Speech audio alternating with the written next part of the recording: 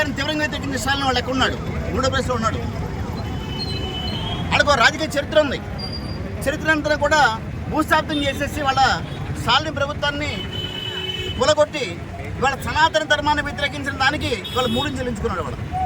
అలాగే అస్సాంలో చూసాం అనేక రకాల నక్సలిజం కానీ మీకు అనేక రకాల సమస్యల నుంచి సక్సెస్ఫుల్గా గవర్నమెంట్ నడిపి 2వ రాష్ట్రవ్యాప్తం చేసుకున్నాం. అలాగే వెస్ట్ బెంగాల్లో బంగ్లాదేశ్ చొరబడ్డారు.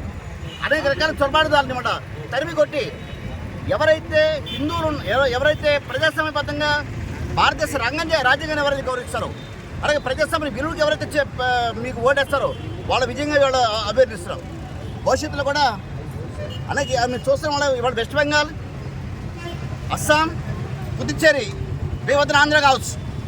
అలాగే మా పార్టీ ఉన్న ఆశయం ఏంటంటే భవిష్యత్తులో ఆంధ్రాలో కూడా ఇంత ఘన విజయాన్ని సాధించి కూటమి ప్రభుత్వ ఆధ్వర్యంలో బీజేపీ ఎంపీ కావాలని చెప్పి నా ఆకాంక్ష.